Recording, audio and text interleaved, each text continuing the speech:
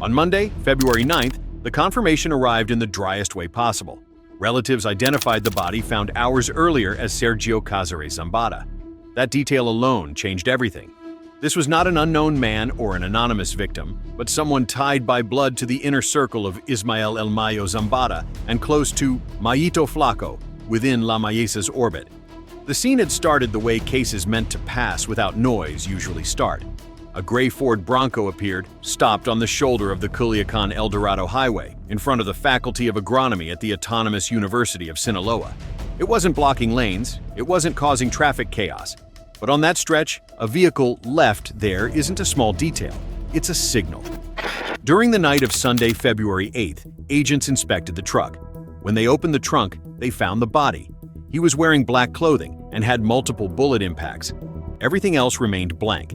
There was no report of gunfire, no witnesses were recorded, no execution scene appeared at the site. The Bronco, instead, seemed placed on purpose, as if the goal was for it to be found, but without leaving a trace of how it happened. That format, a hit with a surname, but without spectacle, throws people off. There was no narco manta, no video, no recorded interrogation, and that, in Sinaloa, also communicates. Because while some attacks seek to humiliate publicly, others seem designed to sow uncertainty so that no one can know for sure who moved the piece. The context pushes it to be read within an internal war that is no longer concealed. La Mayiza and La Chapiza, two historic factions of the same cartel, facing off on a board that changed after El Mayo's capture and detention in the United States.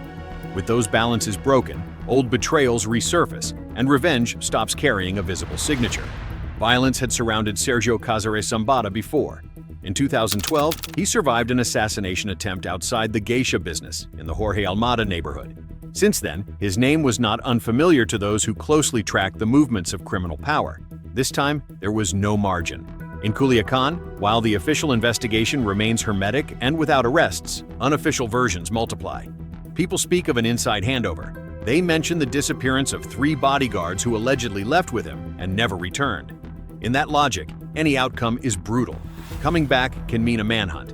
Vanishing can be the only way to stay alive. The end result is the same, but the message changes in tone. It wasn't a loud hit, it was a surgical one. And in a war where silence also carries weight, leaving a body in the trunk of a truck can be more than a crime. It can be a signatureless warning.